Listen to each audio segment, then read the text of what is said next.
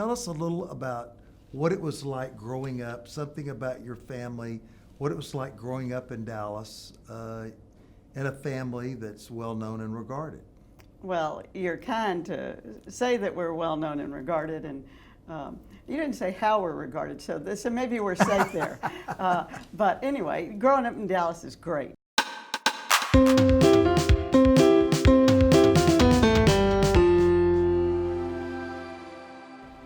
Good afternoon and welcome to Capital Title Connects.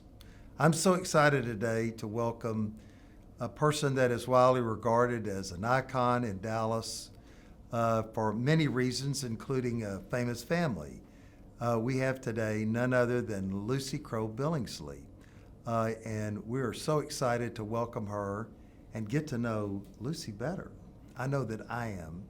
So welcome to Capital Title Connects, Lucy. Well, it's a thrill to be here. Thank you for inviting me. You're welcome. Well, I couldn't go further. As amazing as it may seem, people are interested. They know that you and they know your projects.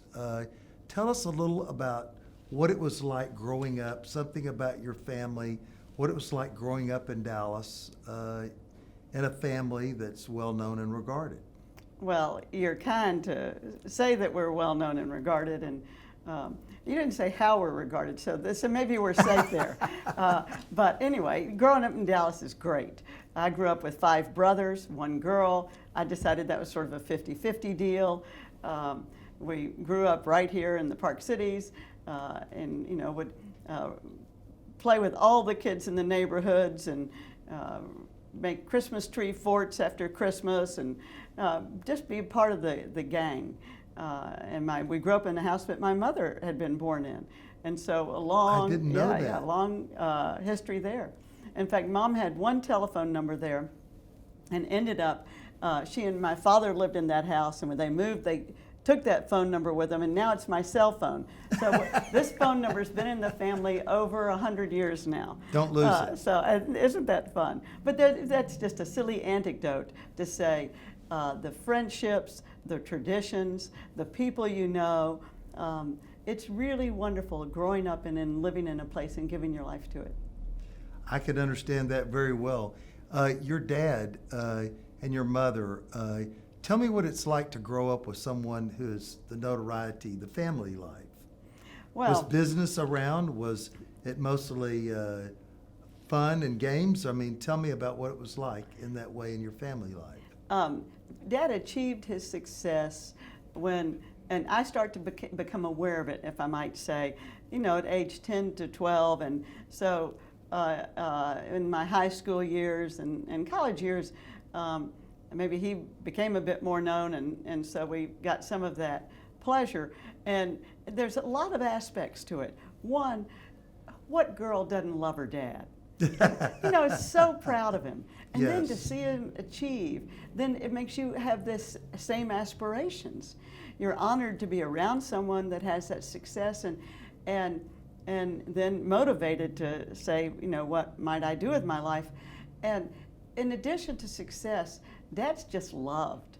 And that obviously in the end is more important than success. Sure. So highly regarded, great friends, and he lived a life of adventure. Of course, in business, he had a lot of bravado, so he was happy to try a lot of things. But then also in personal life and in family and in trips, life was an exploration. And so he gave all that to us. What's the most famous exploration or trip that would symbolize what you're talking about that you all took? Well, it's hard to grab one, but I know that we went to China in the late 70s and went out into Inner Mongolia and then drove down gravel roads, which then became a river and ended up at a monastery. Just really that one was stunning because the monastery had a few aging monks in it. Dad had a Polaroid camera and took a photograph of one of these monks and handed it to himself. And you sure it was the first time he'd ever seen himself show up on paper. But there's so many experiences. You'd be on a boat in the Greek islands and go to an island that wasn't for yachts or anything like that, and pull up and and he saw a man walking through town pulling a goat, so he decided to go get a goat. And so then the man sees Dad coming through town with a goat and invites him up to the wedding. You know, it's just so many fresh and easy ways and adventurous ways to see life. That is amazing. I had no. So, what were your family's interests? Most fun things that you did or enjoyed doing? Taking the vacations, the. Sure. Vacations are great, and you know, summertime I'd go to camp, and so would my brothers, and then we'd have a family trip after that. We had a lake house out at Little Sandy near Mineola, Texas. Yes. And had wonderful time out exploring the woods and fishing, and a lot of outdoors time. Dad certainly loved that. Then Dad, at some point, I guess as part of building office buildings, got interested in art. He wasn't educated in any way, but started buying some Asian art and Asian art collections, and that's where he got into jade, and that became, you know, a great interest of his life. And it's housed at in the art district. Art district, and now in concert with UTD, so it's a nice collection. But when Dad would go on trips, that's when he'd buy a lot of art. So that makes a trip more exciting because you're, you know, going into different kinds of places and figuring out how to get a shipment of things and send it home. I mean, lots of fun. Well, that's really good. What do you think your life lessons that you learned outside of the fun? What were the lessons that you learned growing up and in your family that you feel like permeate and affect your life today? Well, one statement Dad made that resonates with me, and I hope I've passed it on to my children and certainly will to the grandchildren, is that it's all up to you. And that's sort of emancipating. It's freeing to know that whatever comes, the good, the bad, the opportunities, it's up to you. How are you going to choose to handle it? What are you going to make of it? So he was great about giving you independence for life and for judgment. And he always would have a burn in his heart to achieve, and would urge you on in that same way. That would urge you towards your success. Yeah, achievement. Be purposeful, be meaningful, have a life of substance. And do you feel? What did you feel? What did you pick up as substance that you wanted to go forward with? Did you identify? Did you get to know yourself? When did you get to know yourself and what you wanted to be, and when you grew up? Yeah. I don't know that. I don't think we finished that process yet. Hopefully, we haven't finished that process. No, in high school, I really realized I did not want to lead the traditional life that my mother had led. You know, raising all kids. We've got 4 kids, so I'm thrilled with that. But I wanted to add something else into my life, and I didn't know what it would be at that time. And then I went to University of Texas and took a course in economics my first semester, and I'm not a liberal arts major, and I finally thought something of substance. I'm pragmatic. Into business instantly was what I dove into, and loved my education there, and was eager to get out of college so I could start working. How did you? I know that you're now of course, very, very successfully in the real estate business. How did you get started? How did it? You graduate from college. What happened? Right. Well, actually, when I was at the University of Texas, I started working for Henry S. Miller Company in brokerage work, really as an analyst and assistant there. So I was, again, just eager to be a part of the game. And then when I graduated, I moved to Houston. I got married, moved to Houston, and worked with the Trammell Crow Company there, cold calling on retail centers as part of the retail You're division. cold calling? Oh, yeah, lots of cold calls. And I was 9 months pregnant cold calling. I scared everyone in the office. They finally said, "Can you please stop?" So, yeah, lots of great lessons in cold calling, and all the rejections and the no's that you get. And finally, a deal or two comes by. Somebody is going to make a cold call here, or a very, well, maybe not cold, but very lukewarm call. Yeah. Is going to watch this show. What did you learn from making cold and lukewarm calls? What was your secret? What was the best thing that you learned to do? Well, I think a lot of that is a numbers game. And you've got to be bold, and you've got to be willing to go make the call, and you've got to accept rejection kindly, right? I mean, all you're wanting to do is understand other people's needs and enable great solutions to their needs. So I don't want to force myself on anyone. I want to have an opportunity to contribute to them. And so it's not really salesmanship, it's really trying to say, can I be a partner? Trying to understand what they're looking for at a particular time. And the fact that you don't have it doesn't mean it's not a personal rejection. Yeah, Just because they don't want to that's right. go put 10,000 feet in the market center doesn't mean that they're not, that they don't think you're a really nice person. And but what are there things that that you would tell people to do that would help them if they were making calls? We all make calls. Well, I think that whenever you're calling on someone, they need to like you. So if you've got to be likable. So you have to enjoy what you're doing, right? So you've got to say, this is a process that I like. And you obviously need to be able to handle rejection well and be able to be a great listener. You've got to be tactical about it. You know, all we have is X amount of time. So we've got to be very selective and strategic about where can we put our time that's going to have a difference and leverage. And that goes for everything, right? That's not just in sales calls. But clearly in sales calls, it's that way. And as soon as you can have them be warm, not cold, you know, your degree of success escalates. Well, I like the saying is, at some point in time, I realized I was in the relationship that I was actually, I thought I was in the real estate title business, but it turns out I was in the relationship business. All right. And then I started thinking about it, and I thought, well, I think everybody's in the relationship business at the end of the day. People do business with people they know, they trust, and they like. That's right. And I don't want to be sold. I want to buy. I want to buy from you. You know, so I think the best salesmen are people who don't feel like salesmen. You know, they're just candid, good, fun, direct, smart, on-point people. Some of the most effective sales that I've ever done, I actually do some recruiting.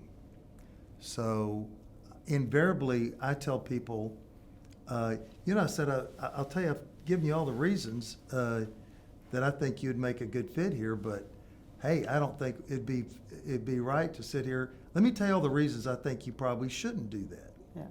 So I would sell against myself, and then I would say, but even giving the devil his due, I still think it's a good choice. But that just reeks of integrity. And that's what we want, right? We want to be in honest relationships. And we want to be in relationships of respect. That's showing somebody respect. Well, I hope so. Invariably, I know that I don't go to Vegas very often, but whenever I have gambled, which is infrequently as far as going to that type of facility or whatever, but nonetheless, if for whatever reason I forget money or just have what's in my wallet kind of, I invariably lose. And if I will go and have it's sort of like when I really need, when I press it, when I'm not pressing it, it works. Right. When I press it, it tends not to work. Well, what is that? Yeah, that's the magnetism of relationships. You know, if you want it too much, you're not going to get it. Well, that's hard, isn't it? Yeah. That makes it really hard to want something and then just. Well, it says you've got to have a little bit of this Buddhism detachment, living life for the right reasons, not for the needy reasons. Well, it's hard. Have you ever read Buddha? Do you know anything about Buddha? Or is that just something? Yeah, no. I've read a little bit, but no, don't take me down there. Okay, well, I was going to take you to China. No, we were going to visit that monastery here in a minute. Yeah, I think there are a lot of good beliefs there. Well, a lot of truisms. A lot, yeah. Good guidance for life. Simple truths. Of course, you're married. I am. Everybody knows Henry. I knew Henry before I knew you, actually in the 90s. And he spectacularly put together a lot of land deals, right. I guess where near Bumbright and those people out there. And Tell me about Henry. We forgot about Henry, and tell me a little bit about your kids, please. Well, Henry's phenomenally bright and totally strategic in business. How'd you meet him? I met him at my brother's wedding, and McAllen and a bunch of people went across for dinner, but I didn't really ended up seeing him back here in Dallas, I don't know, several months later. I was working at the market center, and he came over to order some marketing materials, and I ended up, being the one that was on point. But anyway, Henry's fortuitous. Yeah, that's right. Henry's brilliant. He's hysterically funny. He is politically incorrect. He is brash with his opinions, and he's never been wrong. He cannot say 3 words in succession, "I was wrong." That can't come out of his mouth. And he's really laid the foundation for the success of our company. Because as you mentioned, he's bought a lot of great raw land. And that's given us the platform for everything that we've been building on in Dallas. Well, I know, he seemed to have a great investor base. Yeah, that's also true. And, many friends from abroad who jumped into investments in Dallas. Well, I don't know where you go to meet the rich Australians and Chinese. I guess they're somewhere. Maybe they were in a travel some time ago, but I'm sure You meet them you've through made your those roommates connections. at Harvard Business School. Oh, that's it? That's how you meet them. Well, Or any of these great business schools, right? The great business schools of America attract the smart and wealthy or successful people from around the world, and they come here to get that education, and so great friendships are made. Well, tell me about your children real quick. I know that we've mentioned some of my children and yours that know each other. Won't you give us just a little about that, please? Well, I've got 4 kids. My oldest son, Trammell's married to Carmen, and they have 4 children between them. And my next child, Lucy, is married to Tom Burns, and they have 4 kids, 5 and under. By the time this might air, there'll be 6 and under. My gosh. Birthdays coming up. George and Lindsay have 2 children, and my youngest daughter, Sumner, is single in Dallas, and they're all 4 in real estate, and 3 of the 4 work in the company. So this is a family business. Well, I saw a picture with Lucy and you. So there was a special connection there. What is Lucy doing? She runs the office portfolio for us. And George is industrial, and Sumner's in multifamily and retail. Well, this is beginning to look like a powerhouse to me. Well, anyway, I think we're safe with the next generation. I think this is going to keep going on. So, I'm very interested in some of your projects, most specifically your newest project, the Cyprus Waters, and it just seems I kind of expected another expansion to the Dallas Market Center type project coming out of your company. How do we get to Cyprus Waters? Well, the land that we're on there at Beltline and LBJ had been owned by TXU as a power plant, and so it's 1,000 acres and a big lake there as well. A lot of people have gone to the lake. Used to go water skiing out there years ago, North Lake, and so we'd been eyeing that property for a long time. And when the opportunity came up to buy it, we snatched it, just jumped out as fast as we could to get a proposal, and we ended up actually buying it in 3 different pieces over time as it came to the market. But we're thrilled with it. It's a location that's, as I mentioned, just at the airport, so all the infrastructure that serves DFW serves this property, and we have a 300-acre lake. That is amazing, Yeah. And it's beautiful. And who are some of the people? What's the concept behind it? What would you say? Well, we want to create on, again, 1,000 acres, so you can build up to 10,000 multifamily and 8.5 million square feet of office, and then other retail and support. So with that opportunity, we've got the chance to create the Texas you wish you were from. We want to create the Texas that's gritty and earthy and has a lot of nature. We'll have a 6-mile trail system around the lake. Oh, wow. We want to have great restaurants and architecture that speaks to all of this. But you know, Texas architecture needs to be about tomorrow as much as about yesterday. So we're bringing in obviously all the technology, but very contemporary architecture as well, and integrating this. You know, suburbia isn't a word that connotes beautiful spaces, and we want to shatter that image. We want this to be a beautiful place. We want this to be the Texas you wish you were from. Well, I know I was in Highland Park. They call themselves one of the first suburbs. That's so right. in olden times, that was the town that became a town and is actually known as a town. So suburbs, actually, we're a city of suburbs for the most part. They've started in different places and gone from there. I think you've helped to bring a quality of life component to an area that may otherwise not have been developed with the quality of life component. I hope so. You know, having some of this land have been underwater, there aren't trees there, and we've planted I don't know how many thousand trees. We are trying to make this be a place that you just want to be out there. You want to walk around. You do walk.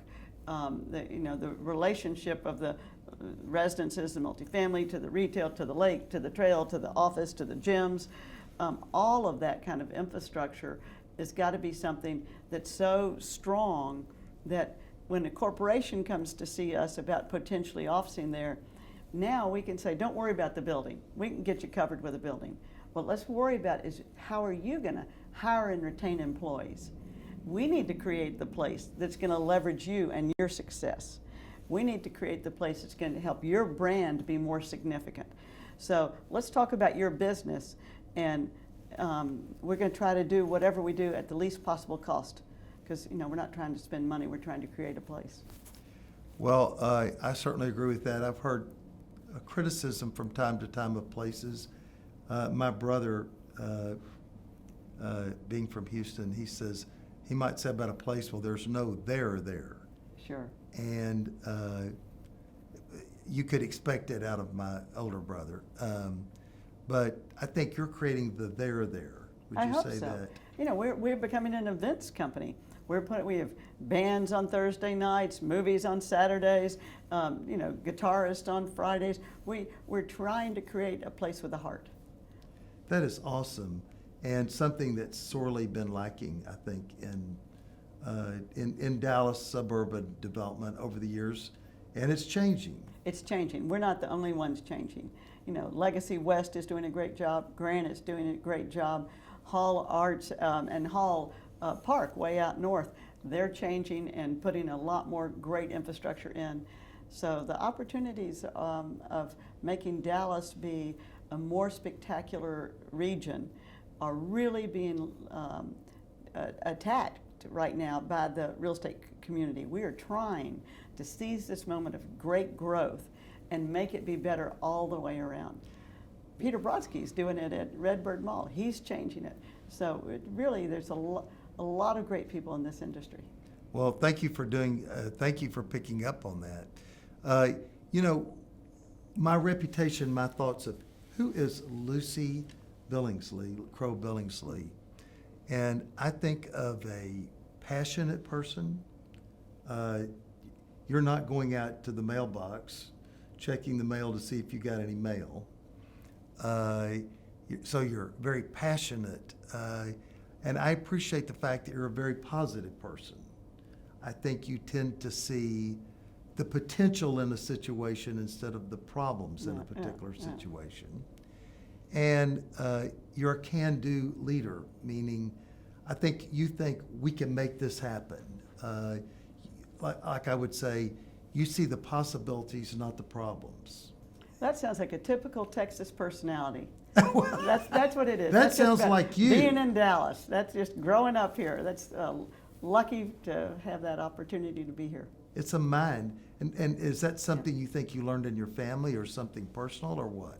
Where did you develop these confidence. Well, you're kind to give me those compliments, but in any instance, I think a lot's just DNA, right? How have we come out? And obviously, I've had great fortune.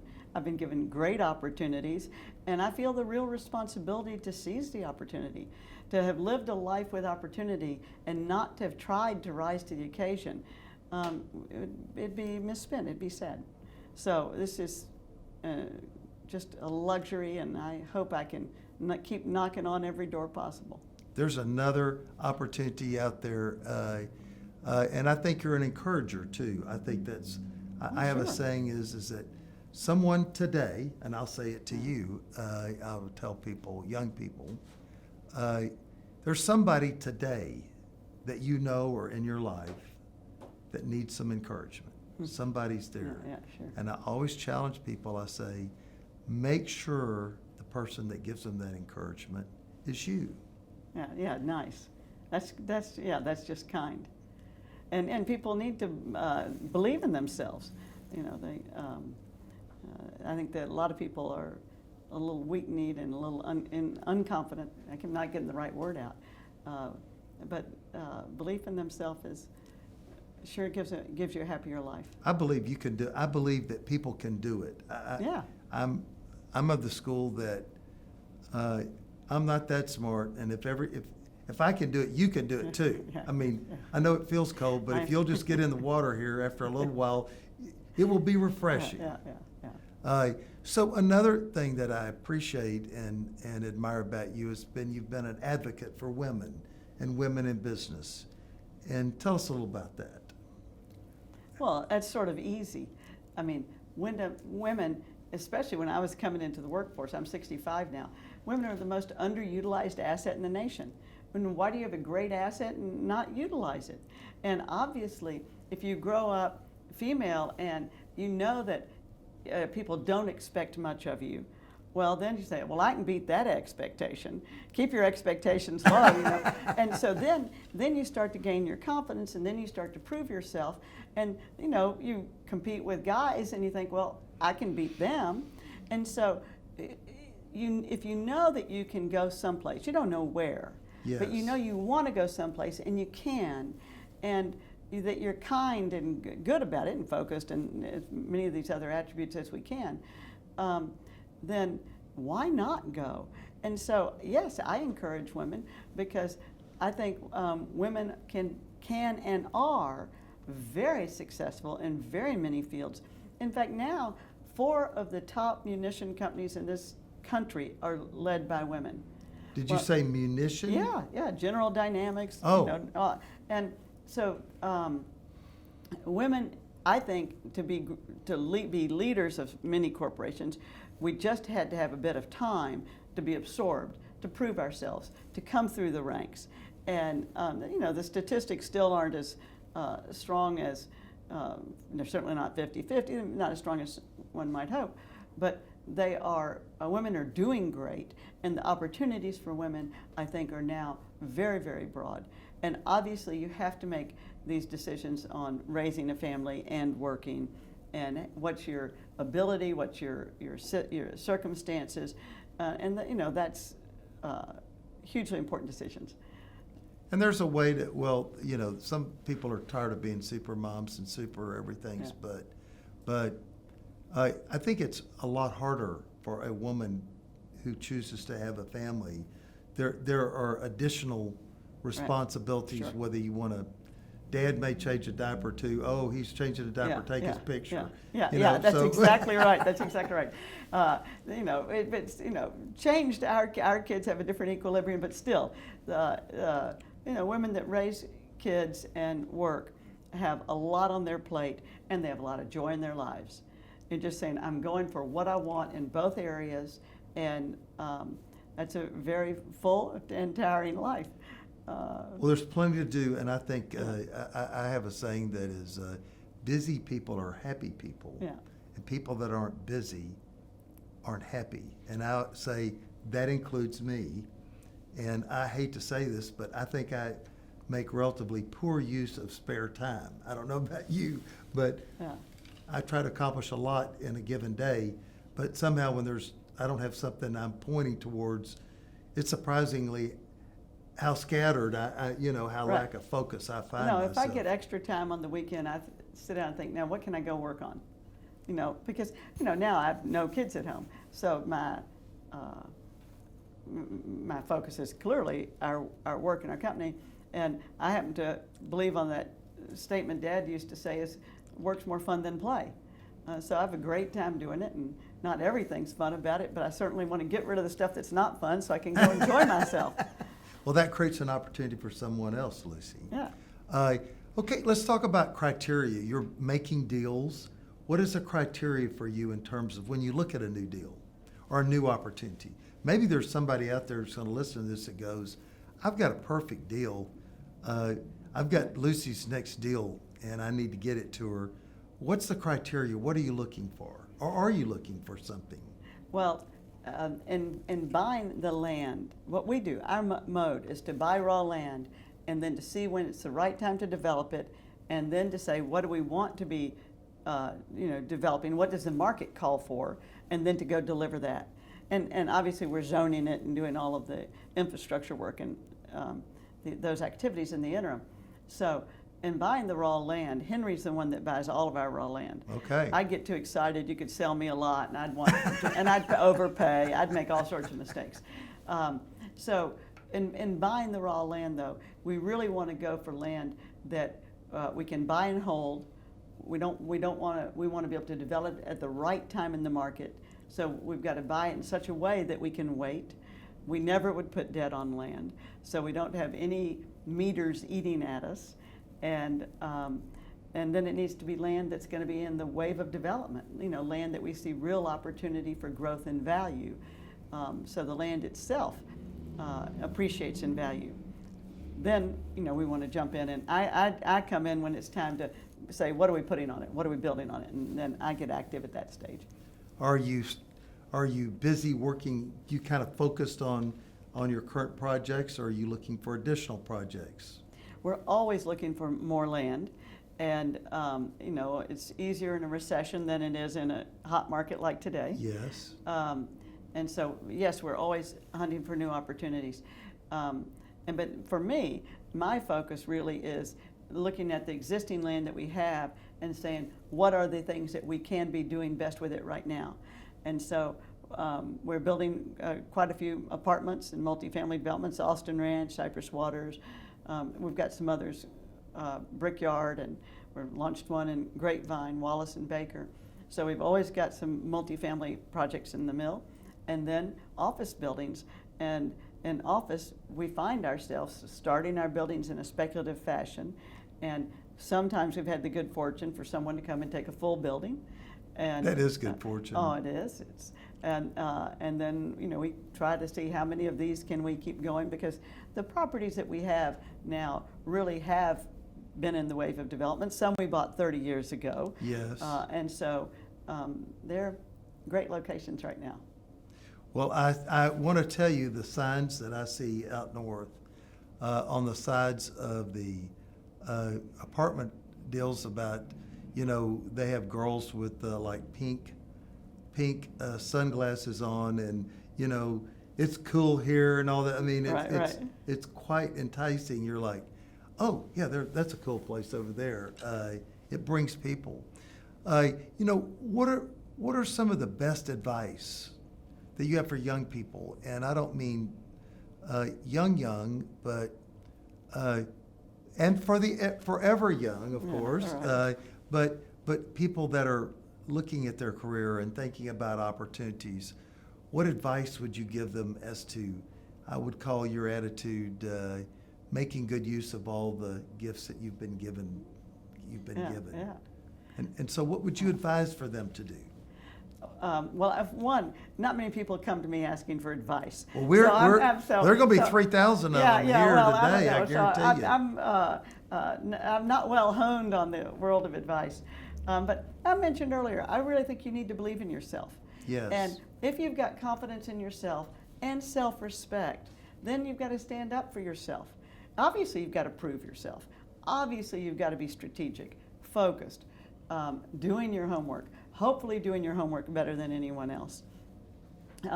and be willing to rise to the occasion. You know, if you're not comfortable with public speaking, find out a way to get comfortable with it. I mean, even if it's in a small group, you've got to have comfort in presenting yourself. And you know, this is maybe a trite thing to say, but I think we're our own billboard. If I meet you and your head's hung down, or you don't exude confidence, or you're sloppy, I think, well, that's what you think of yourself.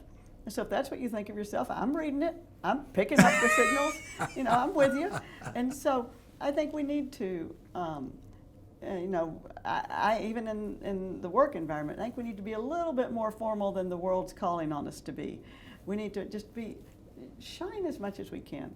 Look, I'm 5 foot tall, you know, 65-year-old female. I've got to figure out something to be able to rise to the occasion, because I'm not going to stand out just by sitting in the middle of the crowd. Well, I like that, and I agree. We have a saying. It's called "fake it till you make it," and what do they say? If you can't do this like Paul, or you can't do this like so and so, well, don't let anybody else know it. Let's start off with that. Let that be your own secret. Because be what you aspire to be. Go ahead and be it, even though you may not know it all yet. I mean, I started a small travel agency once, and I put in all the infrastructure of a great big travel agency because I wanted to never let anyone down. And then I had to grow to be big. You know, so be what you aspire to be. Well, that's great advice. You know, two other things, one of which is building relationships, which is the key for me in so many areas of my life. And how do you go about developing new relationships and building key relationships for people? There's people right now that are going to listen to this and they don't have the Rolodex you have, but they need to be involved with building new relationships. What's your advice for them on how to do that? Well, I'll say, launching into this business world, I was female, I didn't go to bars, I didn't play golf, and I didn't know a bunch of people. So I picked up the phone and worked it. Or I went to events where I could meet people. And so you just got to say, for me and my lifestyle, and I was, you know, married and had kids, what can I do? What is the system that I can do to meet people? And break out of your comfort zone and do it. And then once you do it, it's like you said earlier, come on in, the water's fine. And then all of a sudden you meet people that you connect with. And it's got to be natural. You know, you've got to go to places that you might be uncomfortable with, but then you've got to create natural friendships. It's not hard sales. Well, one thing is I'll notice people, and the salespeople even, they will go with a group to an event. Right. Well, so you go see them at the event. Of course, they're sitting with You people can't from stay the with office. each other. And then of course, then the speech is over, or whatever, and you'll see them getting and helping one another and going out of there. So I tried to create a rule of, okay, we're not going to go discuss like life and times of our office here. If you go, you need to set a different, you know, it's kind of like children in elementary school when they can't quit talking to that friend of theirs next to them. The teacher sends one of them to that back and the other. That's right. Go meet new people. Well, and don't be afraid to meet people. It's a pleasure. It's a pleasure. What about you? What about people coming up and wanting to meet you? Do you consider that rude? Do you consider it? Or are you anxious to meet young people that might want to say hi to you? Well, first off, I'm shocked. Okay, well, there you go. I'm shocked and flattered. And it's a real pleasure. It's a real pleasure to meet young people. It's a real pleasure to meet any people in this business, because this is a great industry and we're in a great city with people with a high morality, strong integrity, great work ethic, and this is a fun-loving place. It's pretty sweet. I agree. Okay, well, you know, kind of wrapping it up here a little bit, let's talk about your vision for Dallas. Let's talk about where would you like to see us, the industry, us all go? What's your vision for, what are you working hard to create in terms of vision? I think Dallas is, first off, a stunning city, and it's a beautiful city, and we've got a great opportunity now with every new development we have to enrich everything else that's here. So we've got to crack the mold. And the multifamily we do, they're totally different buildings. They're not what might be thought of as typical multifamily brick with great architecture and great neighborhoods. Let us take the suburbs and give them that richness. Let's be green about this. Density means a greener lifestyle. So let's make it dense. Let's put great elements in for the public spaces. We're the ones that get to create all of this. What an honor and a gift, and what a responsibility. So let's make tomorrow better than yesterday. Well, thank you. I think that's a great way to end our talk today and end our little visit. And I want to tell you what a joy and a privilege it is. I consider it to be able to have this time. And so thank you for joining us today. Capital Title Connects, again, is proud and honored to have, frankly, as I said, an icon in this city, Lucy Crow Billingsley. We so welcome her and we so thank her for coming. Thanks for joining us today on Capital Title Connects. If you'd like to catch our next episode, please remember we're on Facebook, Spotify, iTunes, and Podbean. One last comment. When is the last time you closed a real estate transaction at one of your friendly Capital Title offices? Well, that's too long.